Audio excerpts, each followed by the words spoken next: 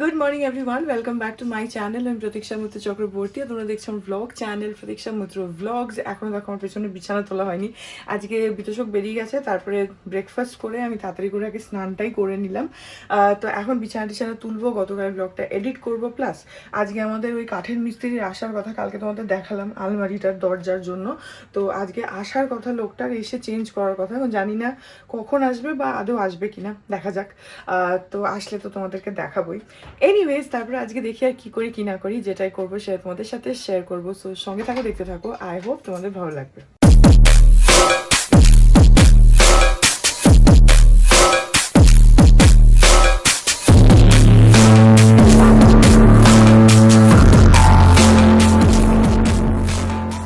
এই গাছটাতে কি সুন্দর ফুল হয়েছে দেখো।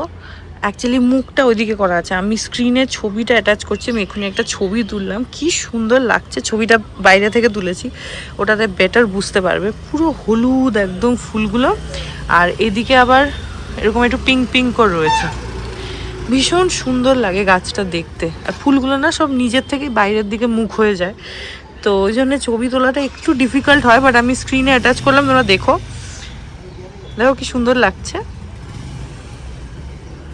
এখন বাজে হচ্ছে এক্স্যাক্টলি সন্ধ্যে 7টা, আর সারা দুপুর ধরে মিস্ত্রির জন্য ওয়েট করলাম। গতকালের ব্লগে তোমাদের বললাম যে আলমারির দরজাটার জন্য, আর সকালেও কোথায় বললাম যে আজকে আসার কথা।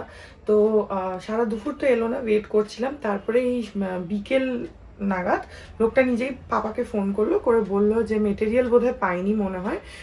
আমি ঠিক জানি না এক্স্যাক্টলি কী বলেছে, বাট ওই হ্যাঁ হুঁ শুনে বুঝলাম যে মেবি মেটেরিয়াল পাইনি।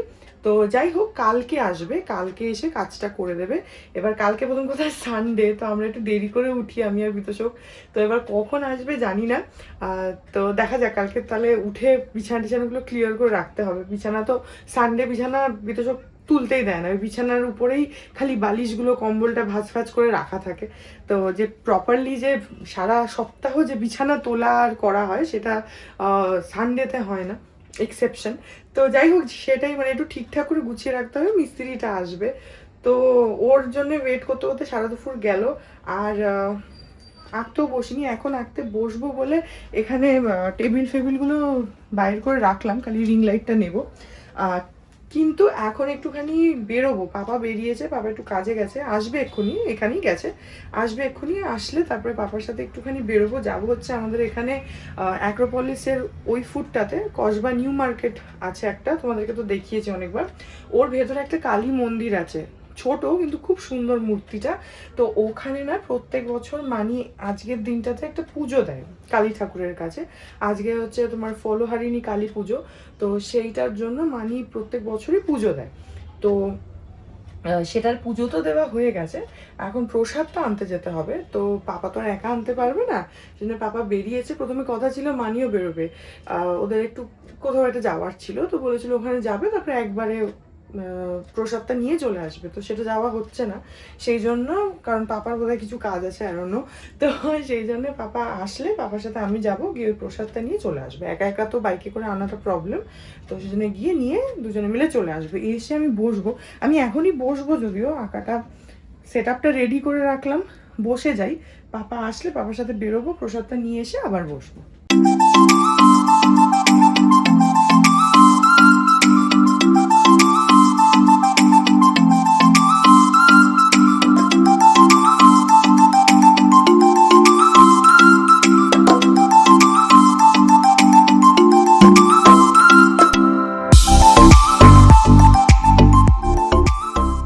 এখন পাপা এসে গেছে, পাপার সাথে একটুখানি ঘুরে আসি।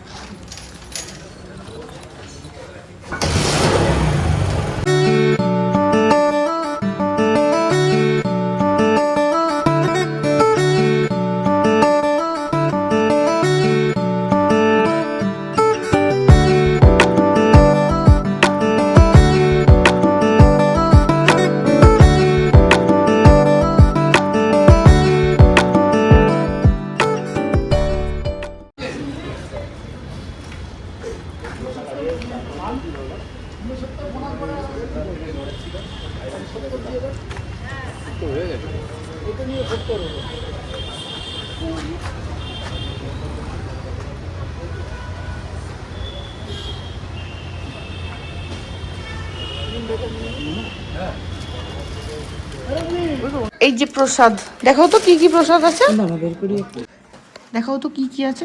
খিচুড়ি, হ্যাঁ, এই যে ঠাকুরের ভোগ, খিচুড়ি,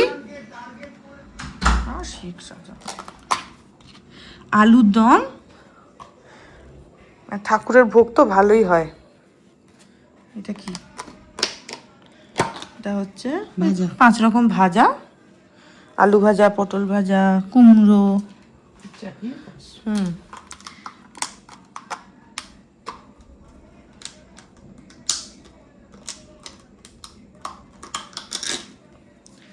চাটনি, আর এটা হচ্ছে পায়েস।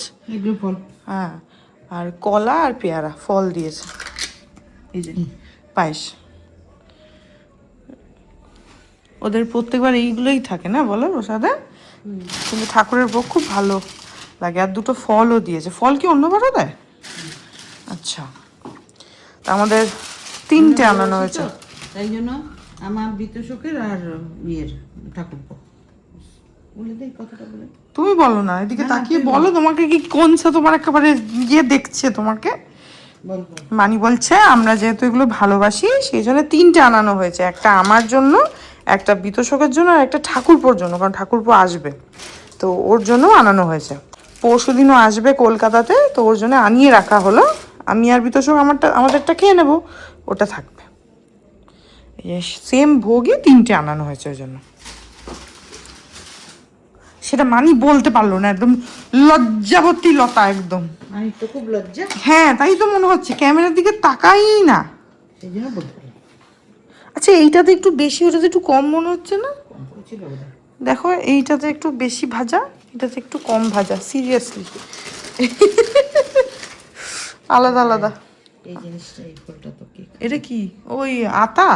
না আতা না, সবেদা। বাবা সবেদা আমার মা খুব ভালোবাসে, কিন্তু ওইটা যা অবস্থায় আছে। আর এটা ভীষণ পাতা। হ্যাঁ, সবেদা দিয়েছে। যাই হোক, তো আমি তো ঘরে জামা পরেই চলে গেছি নিচে, খালি জিন্সটা পরেছি আর চলে গেছি। এখান থেকে এইটুকু বাইকে করে যাব, কিন্তু ওই অ্যাক্রোপলিসের মুখটা আর ওই পারে ওই নিউ মার্কেটের মানে পাশের রাস্তাটা, মানে অ্যাক্রোপলিসের রাস্তা ঠিক উল্টো দিকের যে রাস্তাটা, ওখানটাতে এত কনজাস্টেড থাকে, আমার তো রীতিমতো মানে ভয় লাগতে থাকে। এইদিকে বাইক যাচ্ছে, এই স্কুটার যাচ্ছে, এই সাইকেল যাচ্ছে, মানুষ হেঁটে যাচ্ছে, গাড়ি যাচ্ছে, তার মধ্যেই বাজার। আর এ পারটাতে ওই অ্যাক্রোপলিস মল, এ পাশে রেস্টুরেন্ট, আরও রিক্সা, আরও ক্যাফে ট্যাফে, ওই মুখটাতে তো অনেক কিছু না।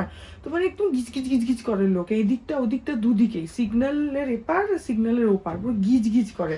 তো আমার তো মানে টেনশন হতে থাকে যে বাবারে বাবারে বাইকটা নিয়ে মানে সুস্থ হাতে পায়ে যেন পৌঁছাতে পারি এরকম। তো যাই হোক, এখন একটু চেঞ্জ করি, মানে জিন্সটা চেঞ্জ করব, করে আঁকা কন্টিনিউ করি।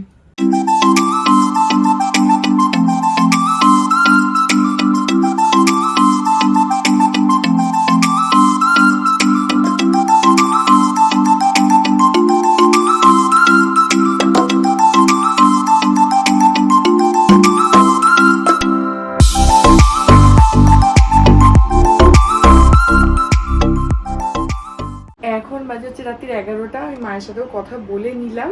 আর এখানে দেখো পেছনে এখনো আমার আঁকা সব কিছু রাখা রয়েছে, গিয়ে খেয়ে এলাম আর কি ওই ভোগটা, খিচুড়ি তোমাদের দেখলাম তো কি ভোগ ছিল। তো এখন ছেড়ে দিচ্ছি, 11টাও বাজে, আর কালকে সানডেও আছে, তো এখন একটু টিভিও দেখবো। The next day.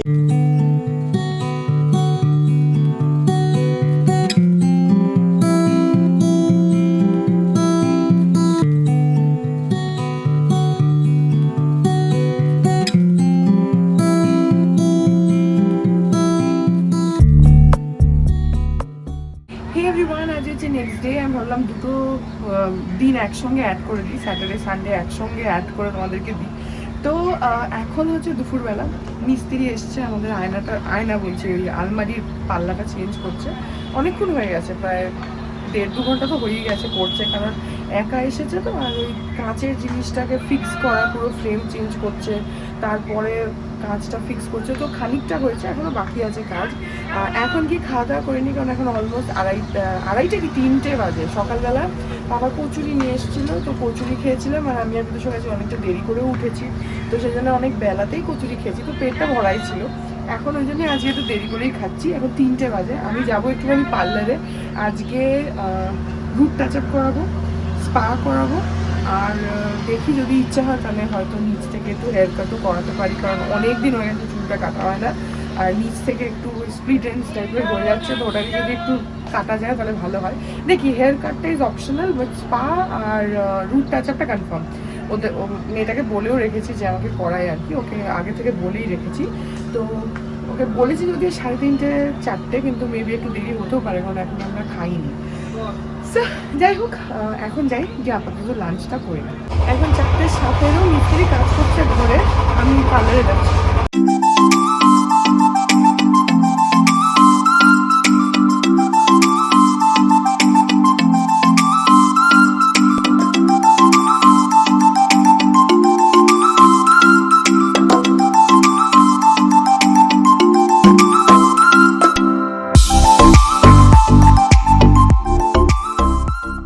এসে গেছি পার্লার, আজকে একটা স্পা করাবো, অনেক মাস হয়ে গেছে করাই না, আর তার সঙ্গে রুট টাচ আপ। সাজো হয়ে গেছে সেজন্য সুন্দরী, আর অত সাজতে হবে না, এমনি তুমি খুব সুন্দর দেখতে, আর সাজতে হবে না। Thank you so much. সত্যি বড় সুন্দর দেখতে, এরকম মিথ্যে না।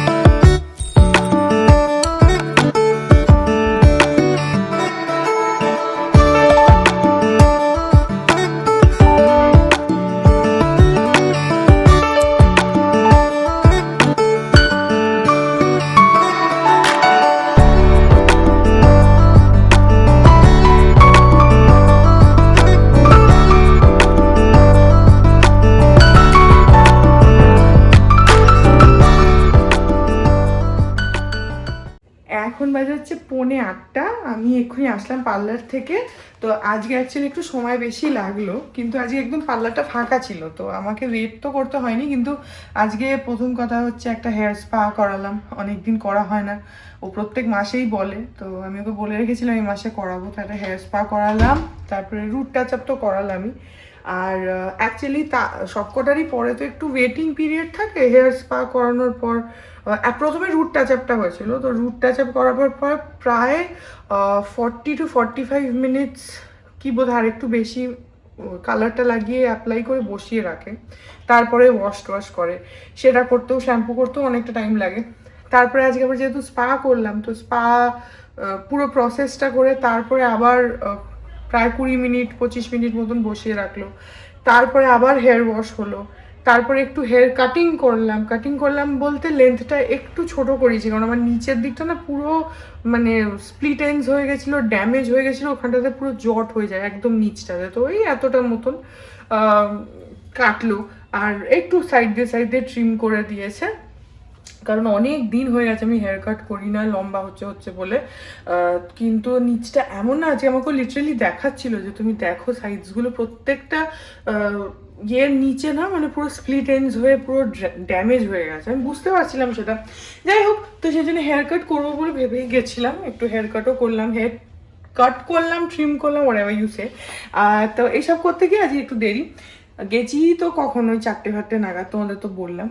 যাই হোক, সো আমাদের আলমারি পাল্লা লাগিয়েছে, কিন্তু লাগাতে গিয়ে এটা গড়বড় হয়েছে। যে অবস্থায় দেখেই আমি পার্লারে গেছি সেটা হচ্ছে যে কাঁচটা বসানোর সময় একটা কাঁচের একটা সাইড চটে গেছে মানে ভেঙেই গেছে পাশ থেকে, ওই চলটা উঠে গেছে। তো সেটাও ঠিক করবে লোকটা। আমি যখন গেলাম তখন তো কাজ করছিলই, তো আজকে মোটামুটি কাঁচটা লাগিয়ে রেখে চলে গেছে।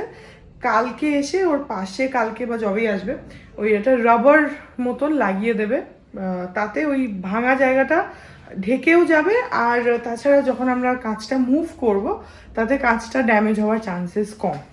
তো দেখি এখন কি অবস্থায় রাখা আছে, আমি নিজেও দেখিনি, কারণ আমি যখন গেলাম তখন তো কাজটা করছিল। চলো দেখি। আর মানিরা একটু বেরিয়েছে, ওরা এমনি একটু গেছে, মানি আর পাপা, তারপর ওখান থেকে সত্য কাকুর বাড়ি যাবে। এই যে আপাতত এরকমভাবে রেখে গেছে, এরকম করে থাকলেই অ্যাকচুয়ালি ভালো হতো, কিন্তু একটা দিক যেহেতু গেছে ওইটার জন্য করা, সেই দিকটা তো এখন দেখতে পাচ্ছি না, ভেতরে ঢুকে আছে। আর হ্যাঁ, একটা জিনিস ভালো হচ্ছে ব্ল্যাক গ্লাস, কিন্তু ভেতরটা কিছুই দেখা যাবে না, তো এরকমই লাগছে, মানে তুমি আমার রিফ্লেকশনটাই দেখতে পাবে, ভেতরে কিছুই দেখতে পাবে না। এটা কালো কাচ, এইগুলো রয়েছে হচ্ছে ধরার জন্য, এখানে জায়গাগুলো রয়েছে। ভালো, এমনি খারাপ লাগছে না, ভালোই লাগছে। কাঁচটা পুছতে হবে, কাঁচটা তো একটু ধুলো হয়ে আছে, এটা ভালোভাবে পুছতে হবে ফলিন দিয়ে, তাহলে এটা আরও একটু পরিষ্কার হবে। দেখি এরপরে রাবার লাগালে ওটা কমপ্লিট হবে। এখন আপাতত এরম লাগছে। আর এটা এই হচ্ছে অ্যাম্বিয়েন্স আঁখের। ওয়াও, রুফটপ ভালো, সুন্দর। রুফটপ দেখেই সব সুন্দর হয়ে গেছে। হ্যাঁ, আমার পছন্দ। স্প্ল্যাশ আমরা গেছি, খারাপ লাগেনি, ভালোই লেগেছিল। স্প্ল্যাশ মানে যেটা ওই জলের মধ্যে, অ্যাকোয়ারিয়াম রেস্টুরেন্ট, হ্যাঁ। সোবা স্যাসি, এটা কোথায়? ক্যামাক স্ট্রিট। বাবা, এখন জোম্যাটোতে এখন ইনস্টা ইনস্টাওয়ার্দি স্পটস। বাহ বাহ, সুন্দর, ভালোই, খারাপ না। হ্যাশট্যাগ চৌরঙ্গি। বাহ, এটা ভালো তো, 42টা দেখা যাচ্ছে। চৌরঙ্গি হলে তো 42 তো দেখা যাবেই। এটাতেই যাব নেক্সট টাইম। দেখি ভেতরটা। বাহ, দিনের বেলা নিশ্চয়ই বাইরে বসতে দেবে না, রাত্রিরে যেতে হবে তাহলে।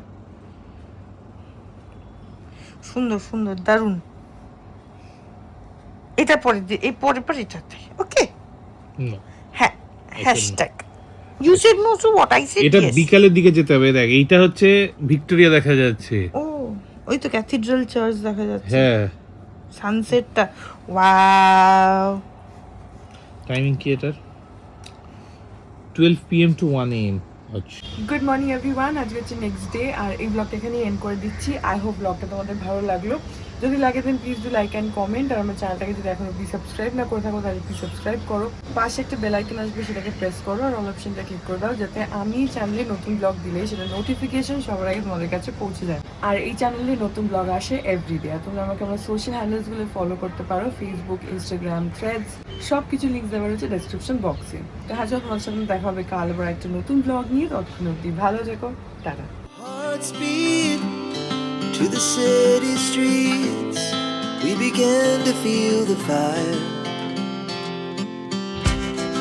We rise like tall buildings as the chemicals, they take us higher.